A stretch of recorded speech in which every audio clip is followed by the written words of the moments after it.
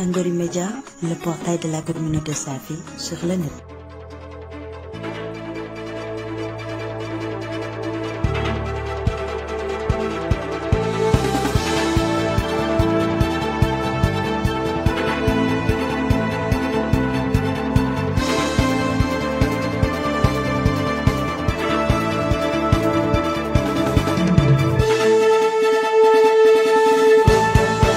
Tangori Média, Bundani Safiji, En 2006, le gouvernement du Sénégal, disons le président de la République, a pris certaines décisions de plusieurs, notamment sur la gouvernance foncière.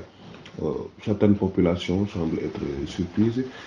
Est-ce que ce sont des décisions qui étaient déjà peaufinées dans le projet du candidat Bassirou Diomaye? Voilà, je vous remercie.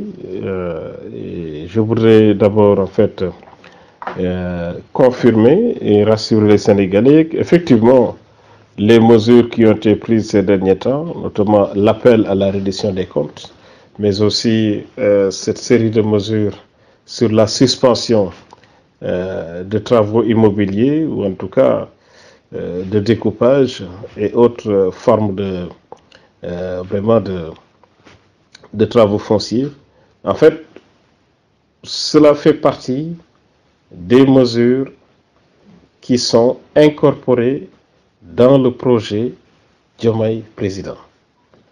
Vous savez, c'est un projet qui a 5 points. Vous avez le renouveau institutionnel et l'engagement africain, l'économie endogène et la souveraineté alimentaire, le capital humain et la qualité de vie, les sciences, la technologie, l'innovation, les infrastructures durables, et le dernier point, la sécurité nationale et le rayonnement international.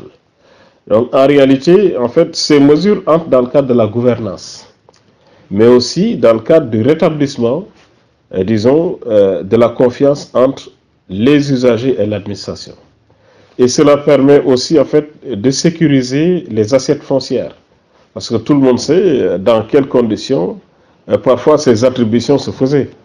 Et ce sont des conditions qui ne sont pas claires. Ce sont des conditions aussi qui ne permettent même pas aux citoyens de savoir ce qui se construit, en tout cas, dans une zone bien déterminée.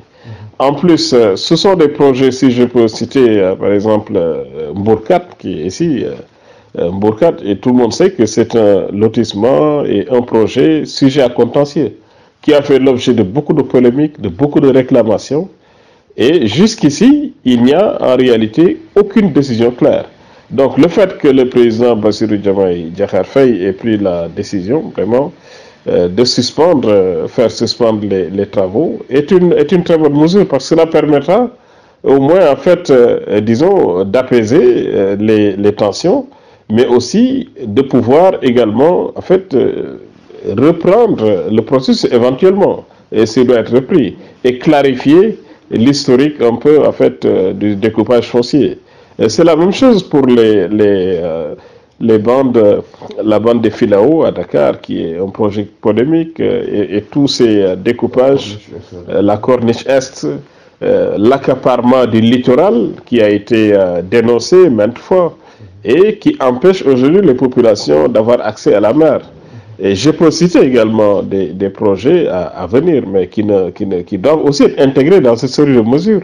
Vous avez les 100 000 logements entre Dias, le Djobas, mais le port, il faut l'évoquer. Oui, mais parce qu'au niveau il y a beaucoup de choses qui ont été faites et qui doivent aussi en fait être portées. Et je suis sûr que le président Bassirou Diomaye Diakhar Faye, nous l'invitons, mais également, en fait, à analyser le dossier foncier du port. Parce que le montage qui a été fait est un montage qui est scandaleux, qui est monstrueux. Vous avez aujourd'hui des populations qui sont complètement spoliées, des gens qui avaient des hectares, mais aujourd'hui, on veut les dédommager avec quelques centaines de mille d'hectares. Des miettes, je veux dire, c'est scandaleux. C'est un accaparement de cette zone, un accaparement qui est indigne du Sénégal, et un accaparement vraiment qui risque en fait de frustrer vraiment des millions de citoyens. Et il est temps que ce port, que le président prenne les mesures qui sied Parce que si on ne prend garde, non seulement je ne parle pas de scandale géologique, mais c'est le scandale foncier le plus grand de l'histoire du Sénégal. Vous avez 600 hectares qui ont été rajoutés au port d'une manière qui est assez troublante. Pour une supposée compensation financière, on rattache 600 hectares au port, soit disant que c'est une zone économique, mais en réalité, derrière, c'est un accaparement. Et je pense que nous avons en tout cas les éléments qui vont permettre d'édifier les populations. Vous faites partie, je le disais tout à l'heure, des gens qui ont concocté ce projet du président Bassirou Diomaye. Aujourd'hui, sur l'affaire Mbourkat, par exemple, on parle de suspension. Et ces gens-là qui avaient déjà leur papier, est-ce qu'on ne va pas aboutir à la reprise totale du processus? Oui, il appartiendra aux services compétents sous l'instruction du président et du gouvernement dirigé par le Premier ministre Ousmane Sonko de voir comment reprendre, en tout cas éventuellement ce processus, si reprise il y a. Mais de toute façon, je pense que la première mesure, c'était d'abord d'arrêter. Parce que quand un projet est polémique, quand il y a beaucoup de tensions, quand il y a des divisions, quand il y a des soupçons en fait de spoliation, de corruption, il faut arrêter et auditer le projet. C'est ça qu'il faut. Auditer de fond en comble.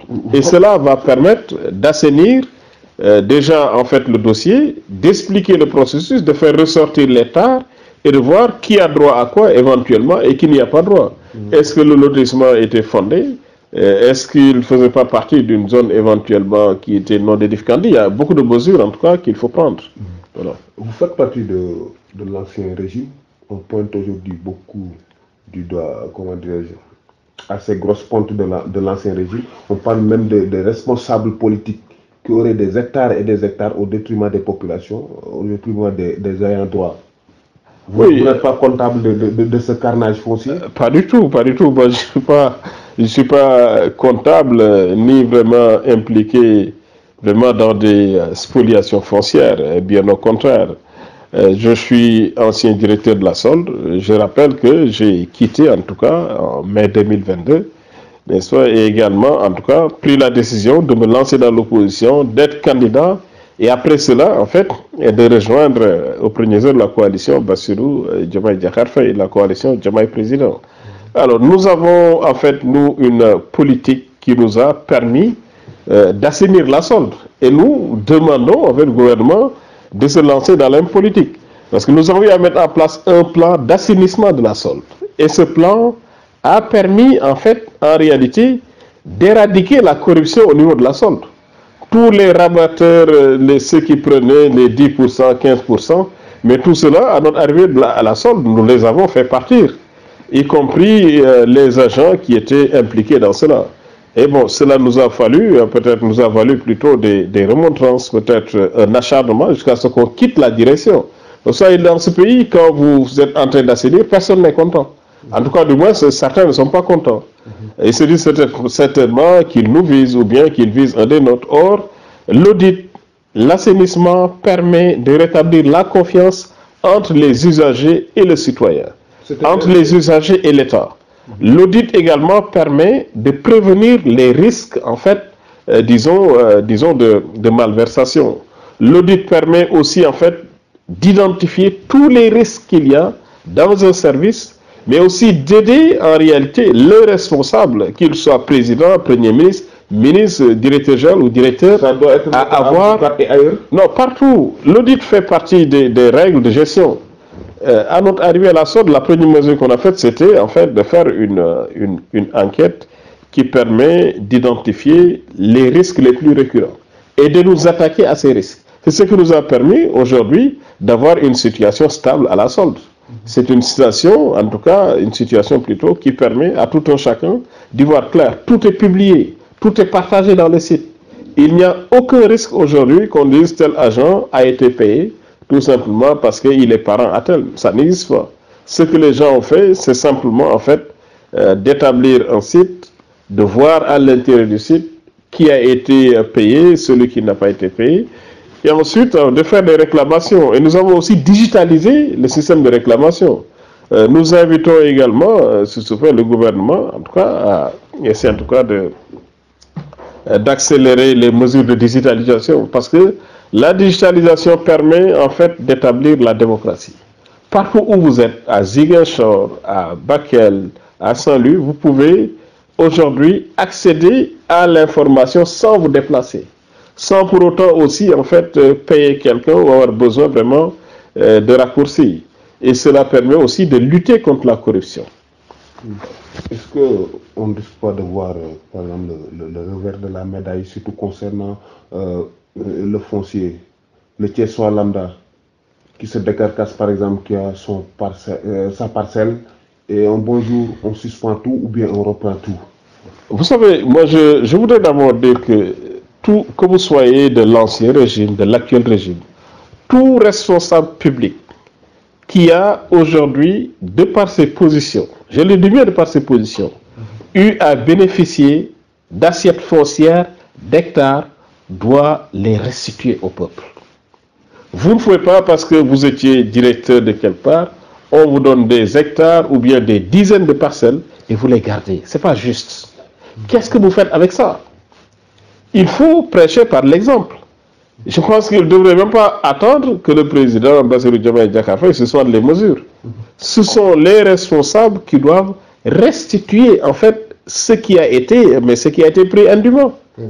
Vous êtes dans une position, on vous donne des parcelles, une dizaine, une vingtaine, mais il faut les restituer. Qu'est-ce que vous allez faire avec ça? Qu'est-ce que vous allez faire avec toute cette terre? Mais si vous de par votre aussi position, je dis bien de par votre position, la question a un sens. Si vous les avez eus de par votre position ou de par une proximité avec ceux qui sont à l'origine, mais il faut les restituer. C'est la première mesure. Et nous invitons le président à inciter les responsables publics à arrêter de s'approprier la terre du peuple, à arrêter de spolier, à arrêter également en fait de s'approprier des hectares de manière indue. Je dis bien de manière indue. Parce que cela ne donne pas l'exemple. Cela ne permet pas aux générations qui viennent vraiment de prendre exemple en fait sur ce qui était là. Et je pense que nous sommes bien placés pour le dire. Parce que dans ce pays, personnellement, je suis à l'aise avec tout ce qui est spoliation. Tout ce que j'ai acquis, vraiment, est au niveau de l'OFNAC. Hein. Nous n'avons aucune difficulté vraiment à nous mouvoir dans cet espace, tout simplement parce que nous avons toujours dénoncé la spoliation foncière. Et j'en profite pour dire qu'il faut qu'aussi que les maires qui sont impliqués dans la spoliation, surtout des maires qui sont dans cette zone de Thiès, de Mbour, spécialement parce qu'il y a beaucoup de scandales fonciers dans cette zone, notamment Sindia, de Popenguine, de Dias, mais qu'on les mette sous délégation spéciale. En attendant, il faut les mettre sous délégation spéciale. Vous ne pouvez pas être impliqué dans des scandales fonciers et qu'il y ait en fait également une reconnaissance des faits et on continue vraiment à vous laisser prendre des actes de manière délibérée.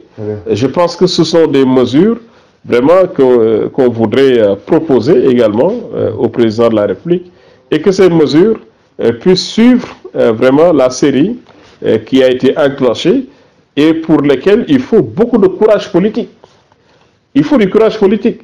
Même si vous avez des gens qui sont mêlés, mais il faut aller à fond. Le peuple a besoin de ça. Rétablir la confiance entre les usagers et l'administration commence d'abord par le courage politique. Et le président Bassirou Diomaye Diakhar Faye a fait montre de courage politique. Il faut arrêter. Il est temps. Merci. Ñuy tënk ci wolof rek bokk na ci li waral waxtaan bi tey mooy dogal yi président de la République jël mën nañ ci lim ci wàllu mbiru suuf maanaam foncier ci mel ne Dakar te Corniche Est fii laa wooyee Corniche Est ñëw na ba ci Thiès fii ak fi ñu jege mu di Mbourkat ndax mesures yi bokkoon na ci dige yi nga xam ne président Diomaye diggoon na ko askan wi bu muy daagaan seeni baat.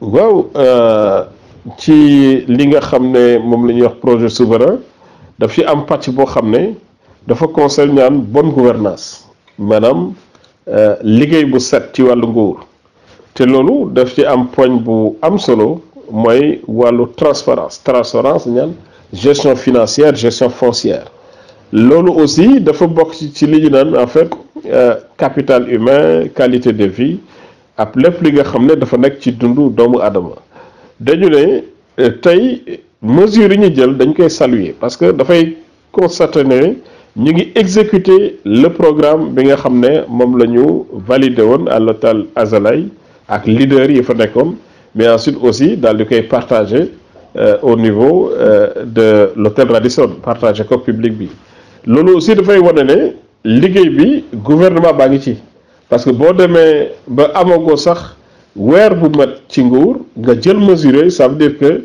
yow li lay yitteel mooy askan bi ça veut dire que également lotissement yooyu ak découpage foncier projet foncier yi li ko lal bu nekkoon dafa ñàkk leer il faut ñu leeral ko il faut ñu xam nan lañ ko monter ci yan condition est-ce que violé wul loi bi est-ce que amul ay jafe-jafe yoo xam ne population bi da koy dund parce que gis nañ jafe-jafe yi dafa bari population yaa ngi ñaxtu ci littoral bi ci Mbourkat ci Mbour ci Saint-Louis ci fépp donc dafa jotoon ñu jël mesures yi dafa nekk mesures yoo xam ne population bee ko laaj ñu dugal ko ci projet bi donc tey dafay baax aussi ñu dalal xelu population bi càmbar xool lan moo nekk ci projet yi est-ce que amul ñoo xam ne dañu saax-saaxe suufu réew bi ñu fexe ñooñu aussi ba ñu leeral seen mbir te képp koo xam ne da nga nekkoon ci nguur nga nekk ci nguur bu nekkee da nga takk ci loo xam ne tey ci wàllu accaparement foncier la wala spoliation jot na nga jël suuf si delloo ko askan bi nga jël suuf si delloo ko réew légalement nag waaw légalement loolu kenn wootu moom mais dañu ne nga am ko ci ay conditions yoo xam ne dafa fekkoon nga nekk ci nguur nga jege nit mu jël 10 15 parcelles 30 jox la wala nga jege mu jël ay hectares jox la ñëpp loolu xam ne jaarul yoon sa position nga ko amee dañu ne genre pratique yooyu moo war a dax parce que dafa mel ni da ngay profiter ci sa position pour mën a aaki moo suuf réew mi te fekk na am na yeneen génération yi ñëw mais Sénégal ñëpp dañuy dem bàyyi ko fi boo demee bàyyi ko fi yow say sët lan nga leen di bàyyi nga jël suuf si yëpp taxawoo ko lax ko lan nga koy bàyyee kan ngay bàyyee say kan ngay bàyyee suuf si nga xam ne moom la Sénégal dénk population yi nga xam ne ñooy gën a ñoo nekk ndaw bu ñu ñëwee dootuñu fekk dara moo tax ma ne loolu bu ñu nee dañuy woote bonne gouvernance ak ci wàllu foncier il faut que ñu jël mesures yooyu mënul ñàkk il faut que mesures yooyu dafay metti nga xam nit ku ci laal xam koo xam ne xarit la wala ñoo xam ne seen liggéey moo tax ñu dugg ci loolu mais da nga koy dakkal maire yu bari tam dañ ciy impliqué wu dañ koy dégg souvent. waaw dëgg loolu dëgg waaye dañ leen di cité. waaw mooy li may wax rek mooy sa position nga nekk maire nekk fonctionnaire nekk ci administration dama ne képp koo xam ne da nga ci laale il faut vraiment ñu lijjanti ñu leeral say mbir il faut aussi bu nekkee da nga cee takk mais ñu tekki sa ndomu tànk. c'est le cas en tout cas damay joxe yenn maire yi nga xam ne tey dafa bari scandale foncier bi ci gën a fës ñu ngi koy wax dem ci OFNAC may kaaw mairie Sindia ñëpp xam nañ ne fii jafe-jafe yi am ci wàllu foncier Ndingler ak 90 hectares yi ñuy joxoon bu yàggul dara benn promoteur boo xam ne ngi ci wàllu informatique mais yëpp Sindia la Diass aussi bari na jafe-jafe parce que projet Diass lu tax mu bari jafe-jafe tamit gis nañ ko fa Kër Moussa dañu gis ne ci projet port bi niñ ko monté dafa spolier commune Popenguine Ndayane ak Diass daf ko spolier jël nañ fa ay centaines de hectares yoo xam ne dañu ne ci projet bi la bokk mais bokkul ci projet bi li mu laal xam nañ ko il faut nguur bi fexe ba jël ay matukaay ci loolu continuer ci projet yi muy def ni projet yi am solo la ñu leeralal yooyu ba xelu population bi mën a dal loolu buñ ko deful population bi dafay nekk ci njaqare dafay nekk aussi vraiment ci tumbaranke du am ko taxawu mais gëm nañu président Bassirou Diakhar Faye moom ñëpp xam nañ ne ci li muy jublu lu leer la dafay exécuter projet boo xam ne population yi ñoo ko demandé donc mesures yooyu dañ koy ñaan di ko ñaax fi mu egg ci mu fexe ba ñu jël ay mesures suspensives ci centaines d'hectares yooyu yoo xam ne dañu ko spolier ci yenn communes yi notamment commune de Popenguine Ndayane Sindia Diass ak lépp ko lu ko wër parce que bari na loo xam ne war nañ ko daxal dal parce que bu yàggee population bi dootul amati fu mu béyee sax. mesure suspensive le Sénégalais lambda lan la ci mën a dégg parce que ñenn ñi xalaat nañ ne peut-être am na ñoo xam ne joxoon nañ leen kayit kenn am benn parcelle ndax mën nañu aboutir ba ñu reprendre processus bi yëpp. waaw loolu yëpp mooy mesure suspensive daal lu gën a amoon solo mooy ñu suspendre. bu ñu suspendre xëy na arrêté continuer bu ci amee loolu dina nekk peut-être ci ay conditions yu leer parce que balaa ngay continuer ci loo xam ne dafa bëri coow ñu bëri d'accorduñ ci ñii ñu ngi naan fi ñu ko jëlee leerul ñii ne dañ ñu jaay doole mais il faut nga taxaw nga xool projet bi nan lañ ko monté ci yan conditions lañ ko monté ci nan la projet bi tëddee kan moo ci laal ci yan mesure la ñu basé wu pour teg en place projet bi. loolu je pense que lu ñuy wax naan audit foncier mënu la ñàkk bu ñu nee audit les reddition des comptes il faut que ñu wax wàllu audit foncier parce que audit foncier mooy mën a permettre tey sénégalais yi retrouver wu sénégalais yi xam lan mooy seen wàll ci wàllu suufu Sénégal sénégalais yi aussi mën a xam fan la ñuy béyee ak fan la ñuy dëkkee parce que tey lu bëri loo xam ne nit ñi dañ ci daan béy mais dañ ko sax-saxee jaay ko kenn amatul sax foo béy pour dund donc loolu mesure bu ñuy saluer la te dañuy gën a encourager président Bassirou Diomaye Diakhar Faye ak premier ministre gouvernement bi ñu continuer ci lancé boobu. est-ce que moralement xel nangu na Charles-Émile am 200-300 parcelles alors que son voisin pour mu am terrain rek problème la. waaw moom laa lay wax nii ma ne boobu loolu sax ban ci sama wàllu bopp lu mu mës a bañ la. lu tax parce que nit aussi da ngay am xel parce que parcelle tey boo jëlee 200 parcelles waxuma la sax 10 parcelles sax pour man dafa bari ci man ci sama xel dafa bari du xel yow dafay mel ni dëkkoo ak ay nit dafay mel ni yow suuf si da nga ko fekk fii nga jël suuf si ak i bokk te yow booy ñibbi mais suuf moo lay sàng képp kuy dund ci àdduna foo mënti toll sa daraja sa kilifteef mais suuf mooy dal sa kaw donc loolu da nga ko war a bàyyi xel bés booy ñibbi suuf soosu da nga koy bàyyi fii donc da ngay xalaat aussi génération yi war a ñëw génération yooyu boo jëlee suuf si mais ci lan la ñuy sukkandiku ñoom pour dëkk boo jëlee lépp tabax ko wala nga jaay ko wala alal boobu mais alal boobu lewul alal boobu mun la jik mënoo di jël parcelle u ay nit ay 10 20 30 parcelles 40 di ko jaay di ko dundale sa njaboot wala nga koy defee say mais loolu lu ñuy interdire la amul benn diine bu ko nangu amul loo xam ne aussi mën na ko justifier te sa position aussi bu la ko permettre waroo ko nangu il faut refuser cela. Voilà. Jërëjëf. Tangori Média, le portail de la communauté Safi sur le net.